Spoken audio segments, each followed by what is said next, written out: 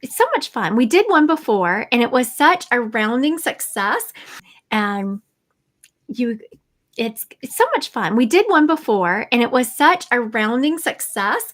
For everyone watching, I didn't really know Kristi well, and she didn't know me. I mean, this lady had a lot of trust, maybe because she's a kick-ass psychic medium. I did. I trusted the energy.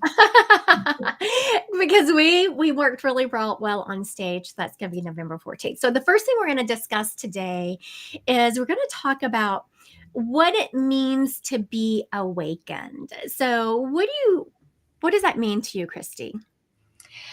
I think the biggest realization for me to be awakened is that there's more to this world than what we can see with our 3D vision. Yeah. That, with everything you touch, see, and feel, that we understand that there's more than just us here.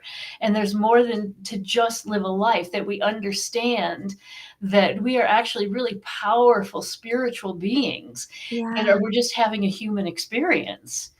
Absolutely. And so, being human is just a little tiny piece of it. I know it feels. I want to say hi to Christy, Sarah, and Elizabeth. Y'all are making the comments. I can see that. Thank y'all for being here. Good afternoon. Good afternoon. Yeah. I want to thank y'all for joining us. I agree. And, to me, it's not, I like when they say awakened. It's because to me, it's about remembering who you are at a soul level. Mm-hmm. I tell people all the time, I wish they could see what I see when I read them. Yes. Because we see these beautiful souls. Hi, Cozy. Thank you for joining us, Cozy. And it's not a one-time event. Awakening, do you find? Oh, gosh, no, it's a lifelong event. Right. My first event, I remember I was 21 years old, and someone had given me the book, The Search for Bridie Murphy.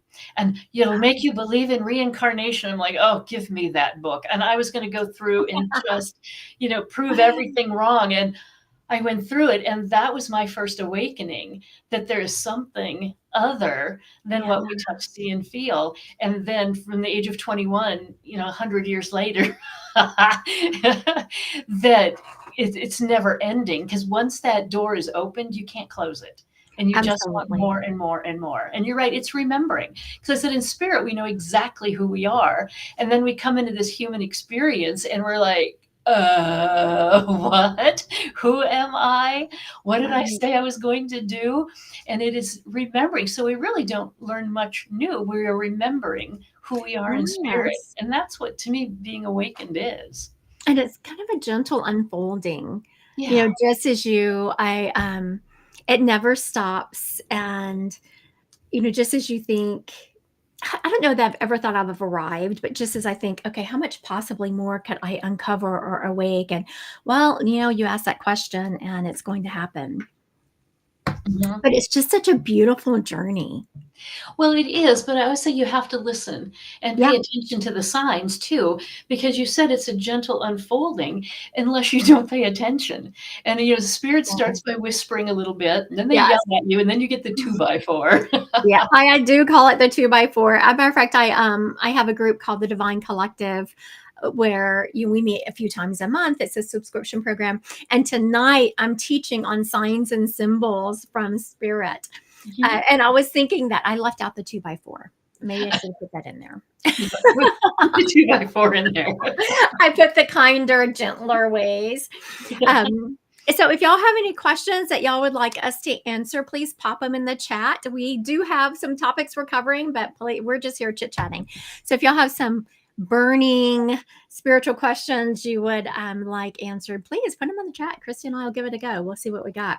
Now, next, we're going to talk about shadow work. Now, that is a burning term, isn't it? You hear so much. It's just a hot topic. I know when I first started out in the spiritual realm and on this path, shadow work really, it was something different. Like we called it different things. And all of a sudden that term was coined and now everyone's talking about shadow work.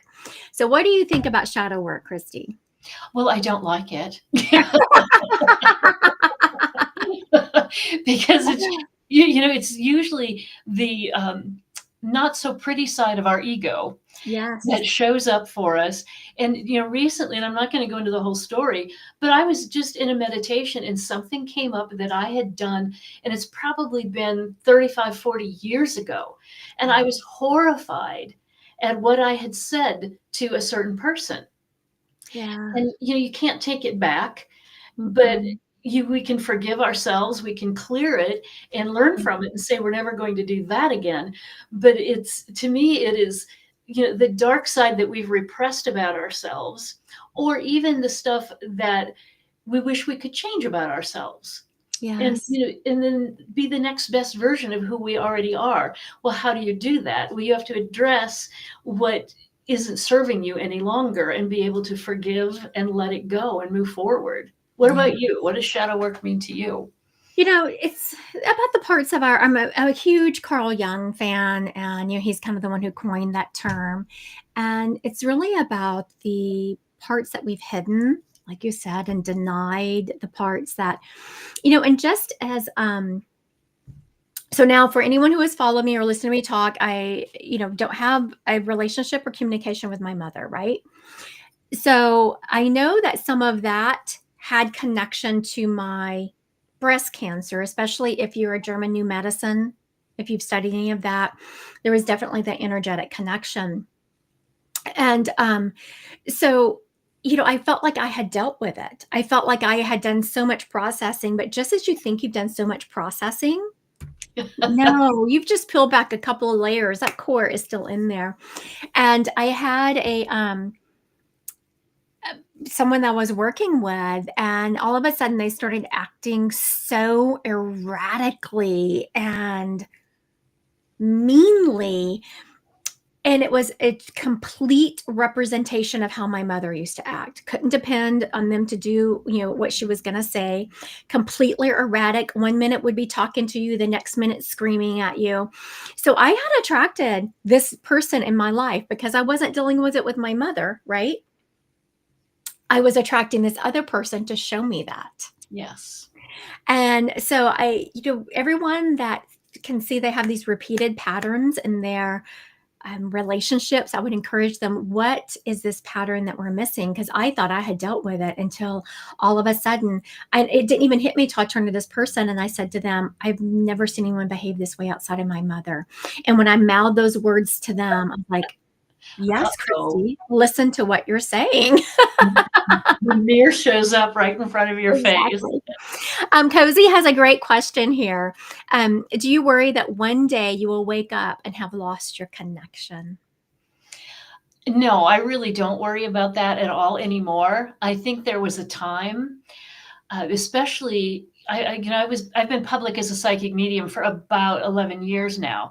And I think rather than wake up and lose the connection, I was afraid that I would have a client come in and I wouldn't be able to read them.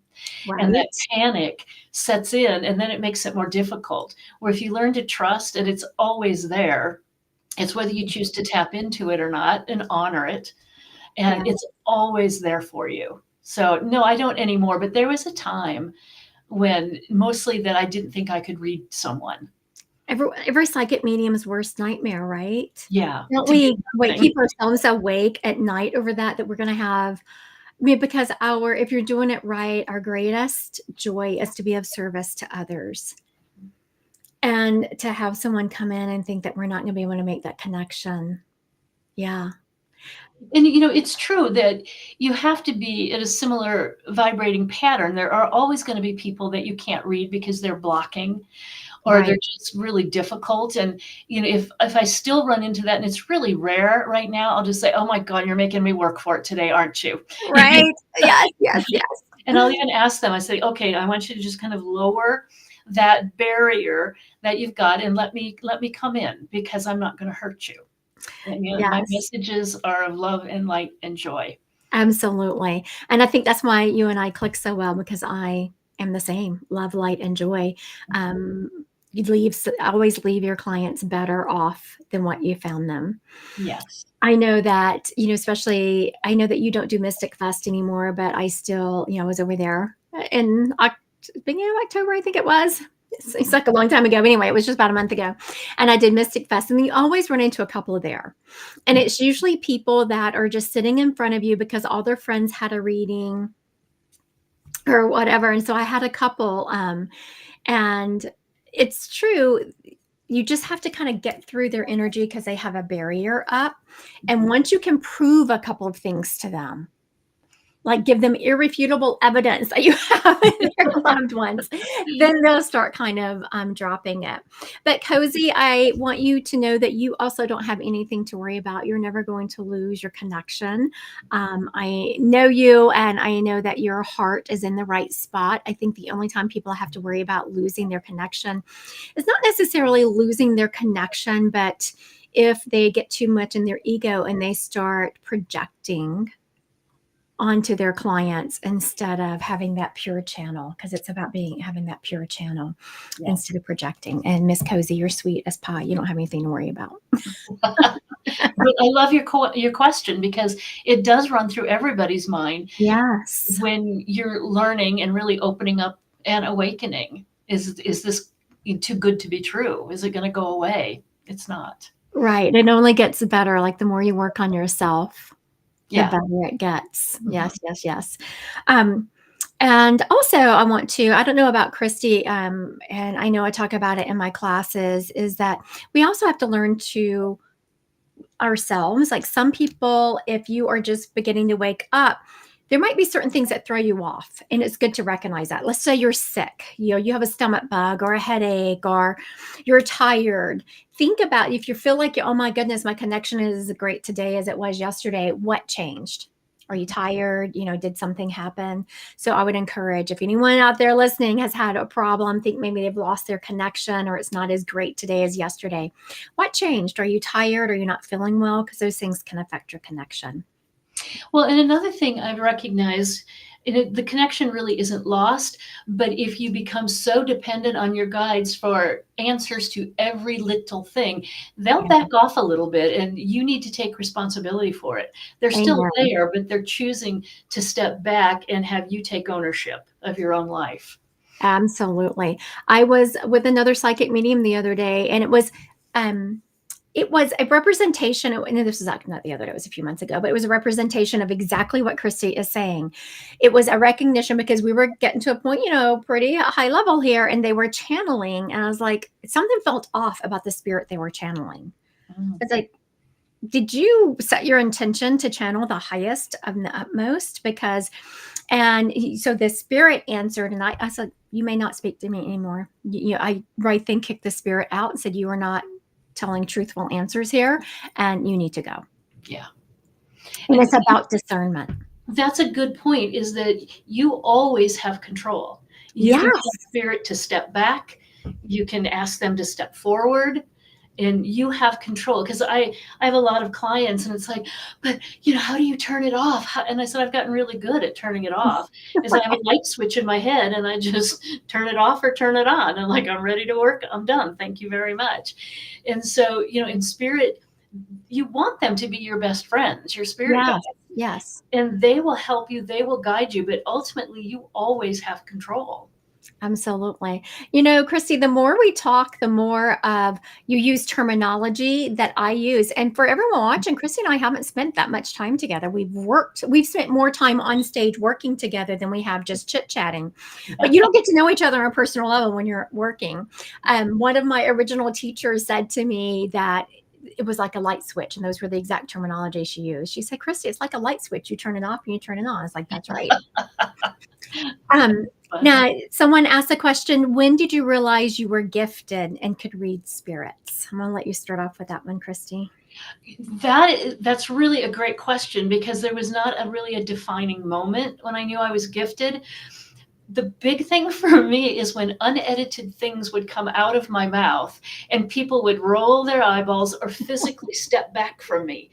What did I say? And the stuff would come out and it could sound arrogant. And an example was a brother-in-law of mine was going to apply for a new job, which was really quite a step up. And I just looked at him, I said, you've got it.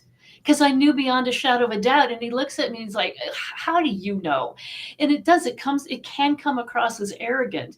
And finally, as I made the practice of meditation, of really working on it and giving spirit permission to come through and talk to me, is when I realized that it really was a gift. But I also want to say, when people say I'm gifted, I say, thank you very much. I am. But so is my bookkeeper. She can do an Excel spreadsheet. I can't. So we all have gifts, all of us, and we just need to honor those and be grateful for them. So I say that for me, there wasn't a defining moment. It was learning how to understand why people reacted to me in the way that they did. And then for me to develop it, fine tune it in a way that hopefully wasn't arrogant. Yes, yes, yes. I used to make my kids, and to this day, one of my kids, or just in the last week, one of my kids messaged me and said, Mama, do you ever get tired of being right? No, I do not. Never. Because of just those situations. But I also want to, for Elizabeth, she's when you realize you were gifted. I also want, now for me, I worked really hard at this gift. And I think everyone can be a psychic medium.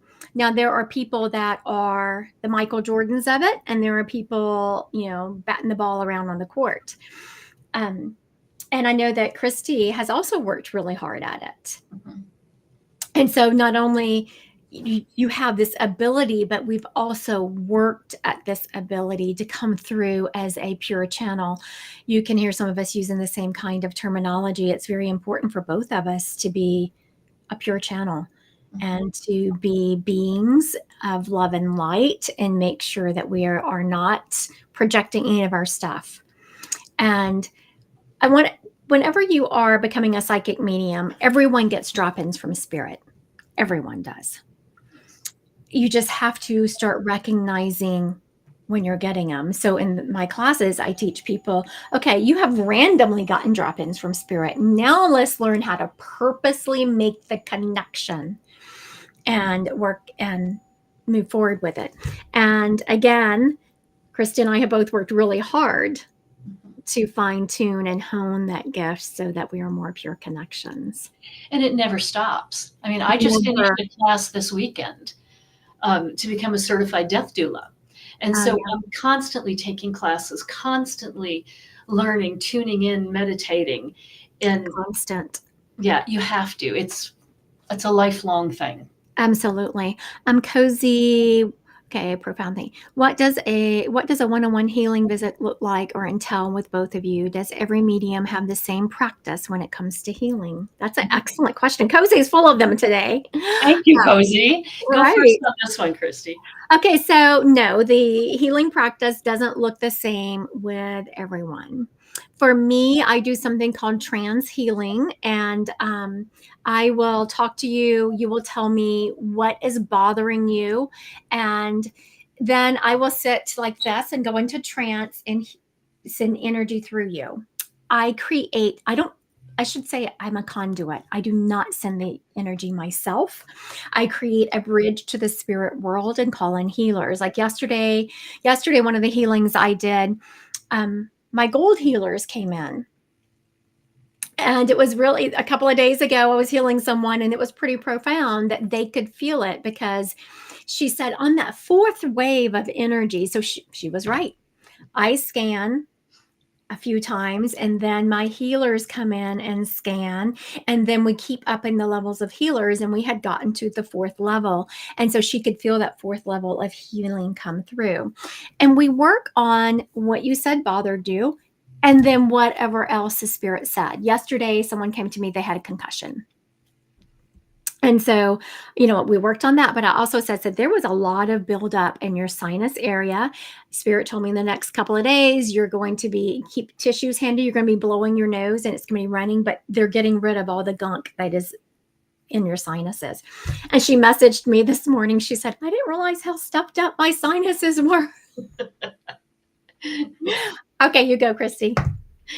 I do it a little bit differently, as Kristi mentioned, that we all have got a way, and see, we need to learn the foundation of things, and Reiki is very important for me.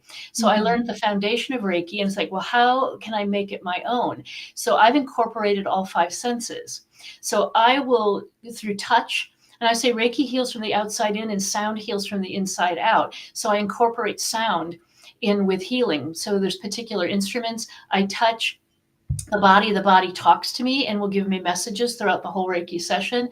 And the way my healing is morphing is past life things are in the last year, probably things are really coming up with past life. So an example would be someone who has a fear of heights.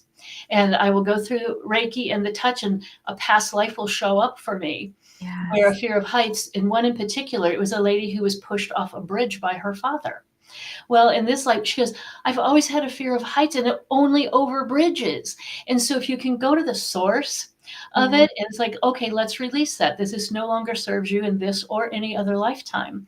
You can release it from this lifetime and any other lifetime where that fear of heights came from.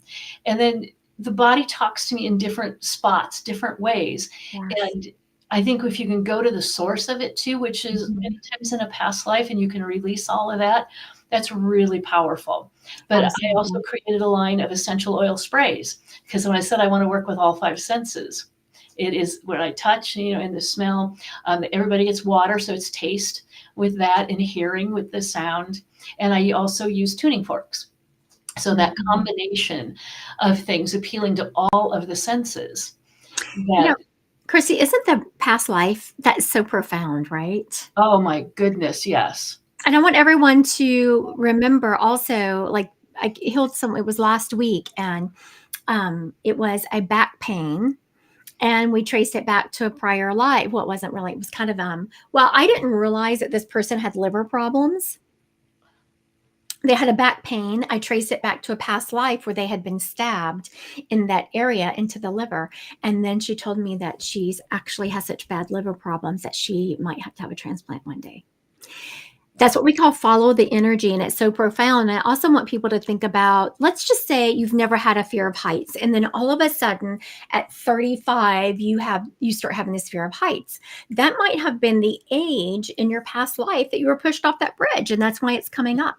Yes, exactly. Past lives is a whole another thing. Look at us getting all excited about it. I can tell. Well, I had a lady, and this has been a few years ago now. She was on disability for migraines and had never been able to work. And so this wasn't even a Reiki session. This was just a psychic medium session. And I said, well, in a past life, someone hit you over the head with a boulder, and you've brought that energy in. So I did a release on that for her, and kind of forgot about it because I typically don't remember readings when I'm channeled. And she contacted me 2 years later. She goes, I'm the lady of this particular city with migraines. And I said, well, how are you doing? She goes, I haven't had a migraine in 2 years. And so that's how powerful this is, because you don't know. You can go to every doctor in the world. And that's one of my favorite things when they say I've been to every doctor in the world and nobody can help me. It's like, okay, well, then let's try a different path. Yes. Let's go to a past life, because you don't even know you're carrying that energy. I had worked with someone, I know it was a few months ago, and I wasn't the main healer. Someone else was the healer, but she called in. She's like, basically said she felt a little bit over her head. Would I step in? Of course, we healed this person together. So we come out of this healing. So I asked this lady, she's again, debilitated, hasn't been able to work in years. They can't figure out what's wrong with her. And I was like, this has a fungus connection. I said, there's mold or you've been exposed to it. And didn't know anything, but then they tested her, and that's exactly what was wrong with her. Yeah. They had missed it. And and funguses are brutal to get rid of, and if you get them. Yeah, very true. Thank you so much for asking us that question, Cozy. That was fun. We had fun with that one, you could tell. Oh, yeah, I could go off on a tangent with that one. Right. As I say, I think we could do a whole segment on that. Yeah. Okay, now we're going to talk about something that Kristi helped with these questions. And so I laughed when I saw this because this came from her. And I was like, oh, yes, isn't this so true? Ouija boards, Kristi. Are Ouija boards evil? Tell us your opinion on that. I get that question all the time. And I said, it's a piece of cardboard and a plastic planchette. It is not evil. But what happens is people who don't know what they're doing, and they're at a slumber party or just goofing around and, okay, spirit, come in. Well, that is opening the door to any prankster spirit, anybody that wants to come through. And you need to do a protective prayer of some kind. And just say only spirits from sixth density or higher are allowed to have any kind of input. And then you can have fun with it. So no, Ouija boards are not evil. It's the person who doesn't know what they're doing that is running the Ouija board. That's where the problem comes. That is exactly where the problem is. I have the exact same opinion on that. It's about the intention of the vibration. A Ouija board is just a divination tool like cards or a pendulum or anything else. Just make sure that you are putting a great intention about it. I know because a couple of people on here have taken some of my classes, and we talk about set your intention before you read or before you meditate or before you do anything. Put up your protection and enjoy it. I mean, to me, divination tools are really a good instrument to help build trust. I don't know if have you ever read Next Millennium? Did you ever read there? Yeah. For about 5 years, I did. Oh, did you? I only read there for about a year. I keep saying I'm gonna go back over there just because, okay, well, that's a whole nother thing. Anyway, so people would sit down, and I actually had never really used cards before I started reading over there because people would want a psychic reading, and I would just give them a psychic reading. But because not everyone, but most people that read there read with cards, and that's what the clients were used to. They would sit down and they were like, "Are you going to use cards?" And so people were getting so offended that I wasn't using cards. I would just kind of lay out the cards and I wouldn't even look at them.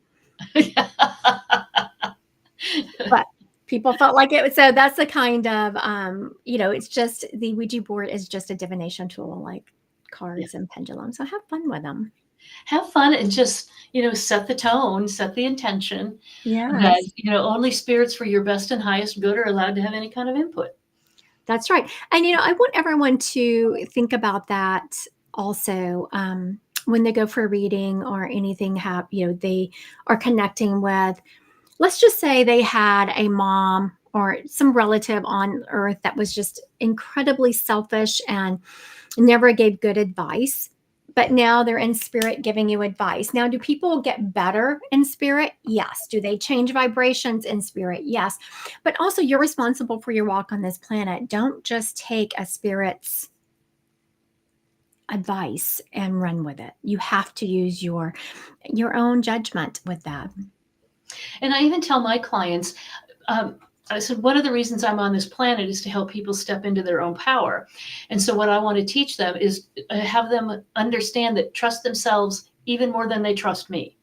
Absolutely, yes. Yeah, and I will help them get there to learn how to trust themselves, because you can't, again, that's an external thing, and you have to go internal, and that is trust yourself 100%. And it's a process. Right. I don't want that kind of responsibility. Yeah. I can barely run my own life. I don't want responsibility for your life. I love that. All right. So now, Kristi, what do we do on the other side? I get this question a lot. What do you do on the other side once you pass? Well, I was raised thinking that, you were a little cherub and you sat on a cloud all the time. I'm like, God, that's boring. But a great story that happened, I was engaged to a gentleman who died. And a few weeks after he passed away, he came and took me on the other side with him and kind of gave me a little tour. And we were sitting on what looked like a riverbed. It was fall leaves around, and it looked very much like Earth, only so peaceful and so quiet. And we sat and talked religion, which is something we used to fight about all the time. And we talked about it. And I asked him, I said, "What are you doing over here?" And he goes, "Well, I'm taking classes." I said, "Really? What kind of classes?" And he told me, and he goes, "But you won't be able to remember because you're not supposed to remember. So I will tell you, but my guide said then that I have to take that piece of it away from your memory." And I said, "Well, where do you take these classes?" And he pointed, and it looked like a small house wrapped in twinkle lights, only there was no house. there was just the twinkle lights. And then I saw what looked like shooting stars going into this house. And I said, what's that? And he goes, oh, those are the other students. And so they were all shooting stars. Those were the spirits going into this classroom. So in that particular instance, that's what he wanted to do, was learn and study. Mm-hmm. I've had others that loved teaching. And so they will show up and they will teach young souls as they cross over and continue to do what they love to do. I've had other people show up riding motorcycles because they either loved it when they were here or never had the opportunity. So it's kind of, you can do whatever you want to do on the other side. And I've seen a huge variation of that from same. I have seen all those. It's funny. I've seen all those same things. People learning, I know that, COVID took a lot of people off the planet. And I saw, it was funny. I started getting a rhythm to all these people that had left with COVID.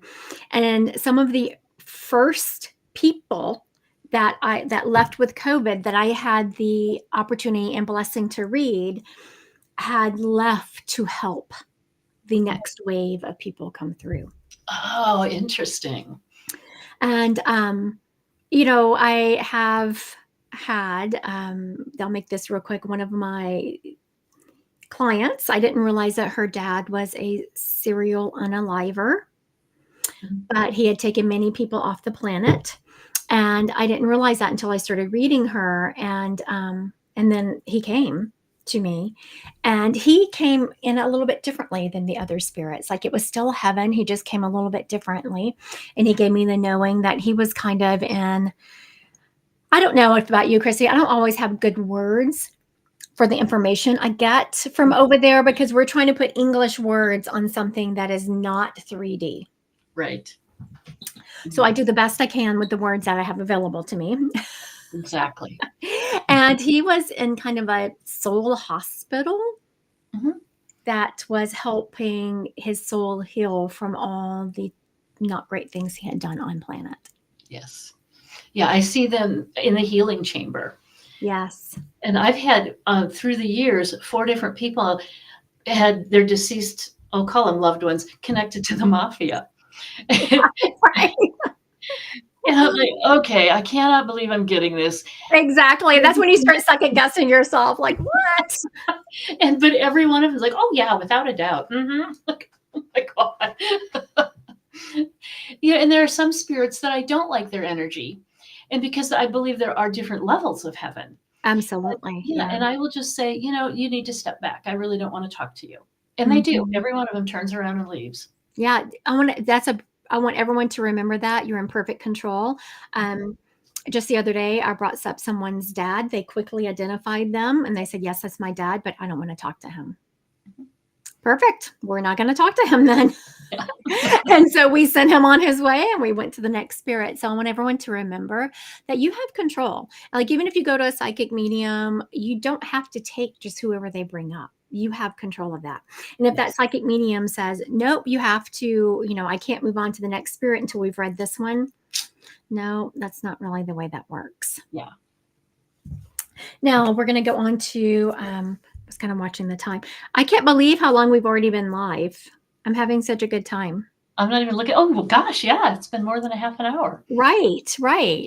Okay. So the next question is, what is a spirit guide and do we all have one? Do you want to go first on this one? Sure. Spirit. Yes. We all have spirit guides and we all have more than one. My understanding is we have one that is with us from the beginning of our life till the end. And then we will have many that pop in and out. Some stay for many years, some stay for a few weeks. If you're learning a new technique, then you're going to have a new spirit guide. I had, when I can remember, I was writing recently, I wrote a book and I was stuck on a passage. Couldn't figure it out. And I called up a spirit. I was like, I need a new spirit guide. I need some help here. And it was so funny. A spirit guide showed up and was kind of like, what can we help you with? I need some help with some words here. Where do I go from here? So now will they dictate your life and say, do this now and this next? No. Did that spirit guide give me the exact words to use? No. But they gave me an idea of where I could take it and then move forward with it. Our spirit guides are people that they can be ascended masters. They're people that have spent lifetimes on this planet. Sometimes they have spent time on, I'm sorry, I'm laughing. If y'all can see me, if someone's listening or watching this, y'all can see me laugh. Because I was thinking about when I first met Kristi. I had been called in to do a reading at a house with a bunch of people there. I didn't know these people were mediums, right? Surprise. Right. And so I kept being called. So Kristi had this extraterrestrial, this ET being. It wasn't ET, but that's for people behind her, right? And so I was trying to read someone else, but I kept going back to her. I was like, do I tell her? Do I tell her this person is behind her? And so then finally I said to her, you don't think I'm crazy, but you have this like alien behind you. And I started describing him. She's like, oh yeah, told me exactly who it was. Now, I'm telling you that to let you know that you can have beings from other planets also that are your spirit guides. So don't just get pigeonholed into, nope, this is my spirit guide. This is the only one I have. You have many, and they all love you, and they're here for your greatest good. Mm-hmm. Yeah, that was the look on your face was great. Someone probably should take in a picture because I did not know Kristi at the time. I just knew this lady, like this whole room of people. I just knew they were going to have me committed because I was like, I can't help it. Kristi, there is this alien behind you. And she's like, oh yeah. And I was like, thank God, And I trans-channel an extraterrestrial called Ramadir. Yes. Plus, I've got my main guide, and I agree with you 100%. My definition of a spirit guide is the highest form of truth and compassion to keep you aligned with the universe. Yes. And I love that definition, and I help people meet their spirit guides because there are many psychics that will say, you've got this many guides, here are their names, and there's nothing wrong with that. I think it's great. I like to get you familiar with how they're going to communicate with you. So it's exercises that I do to help people meet their spirit guides. And you have that relationship with them. Yeah, so they need to be your BFFs. So, because of the work that I do an extended meditation every day, but a piece of that is I call my spirit guides by name and I say, thank you. Thank you for letting me do this work. Thank you for always being with me. And thank you for clear messages I'm receiving today for my best and highest good. That's beautiful. Yeah. And then at night, I put my head on the pillow and I say, thank you for this day. And if you bookend your day with gratitude with your guides, your life will change. Automatically, it will change. The other thing I want to say about spirit guides is many of them have got a fantastic sense of humor. I do. And people think of spirituality, I've got to be on a mountaintop in a saffron robe going, Well, not many of us get to do that. And I always accuse my guides of being at the bar. You want me to do what? Oh my God. And so I was with another psychic medium. We were playing with the Ouija board one day and my main guide came through and I said, oh, you at the bar? And the planchette went right over to yes. Spirit guides have personalities, right? They do. And they've been typically on Earth. They've had many, many lives, which qualifies them to guide us through our life. They know how difficult it is. And it doesn't have to be so serious. Life is hard enough. Have some fun, and your guides will help you. They will. One of my main guide, I have told the story before. I had, for those of you watching, I am on a cancer journey, and that comes with a lot of ups and downs. And I was on this medication, and it had eroded some of my gum to the point where I had bones sticking in my mouth. Right. So I went to the emergency room. And so the emergency room people, they weren't nearly as horrified as I felt like they should be. I have bones sticking out of my mouth. I need my jaw. I need my teeth. I need all those things, right? Yeah. So I am not having a good day and I leave. They've referred me to the oral surgeon and all that. So I'm on the way home and I'm having this conversation with my guide, right? Well, yet. I'm just complaining in my head, right? I'm not complaining out loud. So I thought I should have gotten some credit for that, but oh no, because my guide could hear me because it was in my head, right? So I'm complaining like, this is ridiculous. Can you believe it? Blah, blah, blah, blah. And so my guide, clear as day, my husband was driving, sits on the little console between me and turns to me and is like, are you done yet? No, I'm not done yet.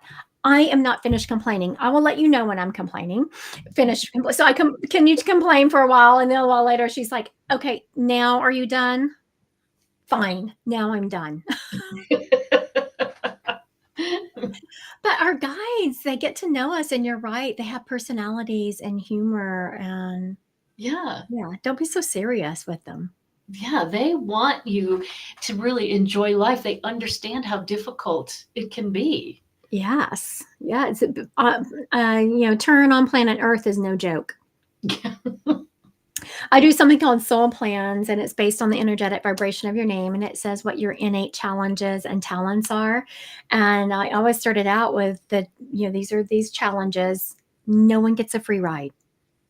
Everyone comes to this planet with certain innate challenges because we're here to learn and, to overcome those. But also the beautiful thing is we're never sent here with challenges that we're not given beautiful talents to overcome. Because we pick the challenges. Yes. Before we come, we pick those. I always say it's a lot of times like when you're really hungry and you go to the buffet and it's like, I can have this. And when we're planning our lives, it's like, oh, I can handle that. I can handle that. And we come down here and it's like, I picked that challenge. No, I would never pick that. I'm having a serious discussion with my higher self when I get to the other side. Yeah. What was I thinking? All right. I think we have time for one more question. And this is a big one. I get this all the time too. How come I can't meditate? You want to start with that? Okay. You can meditate. Everybody can meditate. But again, they think it's on a mountaintop for an hour. It's like, no, you can start with 30 seconds because the brain we've got what I call monkey brain, which is, well, that was stupid. What'd you do that for? Oh, you need to go to the grocery store. Oh, you forgot to pick up bounce. And it distracts us all the time. So we have to train our brain to turn down monkey brain and really listen to our guides. But I will tell you, if you pay attention to things that you do where you lose time, you're meditating. Mm-hmm. And that can be gardening. That can be going for a walk. That can be loading the dishwasher. It's where you lose time or lose track of things. You are meditating. It doesn't have to be in this position. Mm-hmm. And you give yourself a little credit. Right. And, it can be... you start with a guided meditation. Stanford did a study, and if you meditate a minute 3 times a day, so 3 minutes, it actually starts changing the structure of your brain. It was a study done. And I always joke, but I'm not joking, that I have done my makeup every single day for 40 years, right? Actually, 45. So it's something that I kind of drop into trance when I do. And that's when spirit starts coming to me. Anything you do, driving, people drop into trance a lot driving. And, have someone ever gone somewhere and you're like, how did I get home? I don't remember how. It's because you dropped into trance, and that's where, that's meditating. Yes. Yeah. And so everybody does it. They're just not calling it meditation. Correct. All right. Looks like we're about out of time. So hopefully Kristi will join me again. We didn't get through nearly all the questions that we had to cover. We are going to be in person on November 14th here in the Omaha area at a coffee shop called Coffee Alley, just a cute coffee shop. You can get the tickets on my website, Kristi Godwin Psychic Medium, or on Kristi's site. You want to tell them your website, Kristi? KristiPederson.com. And you can see on the screen how to spell my name. Because it's, I've got a very common name and you can spell it 1,000 different ways. Yes. So just KristiPederson.com and then click on the event tab and you can purchase your tickets there. Same for mine, Kristi Godwin Psychic Medium event tab. Now, we are also going to be live next week on the Facebook if people want to join us over there. Do you remember what day that is, Kristi? I am looking right now. Look at us. You can tell we're both, I could see her looking down as we were going to on Wednesday, the 5th. Yes. Wednesday the 5th, Mhm. we are going to be doing the same kind of thing over on Facebook. So we would love to have you join us. And I want to thank everyone who's joined us today. Y'all, I hope everyone has a blessed day. And it's going to be at noon on the 5th. Yes, A little noon, bit different noon than Central Time. Mhm. All Yeah. right. Thank you all for your questions. I hope you join us next week and come with some really good questions because Yes. we love to be challenged by it as well. Thank y'all. Have a great day. Bye.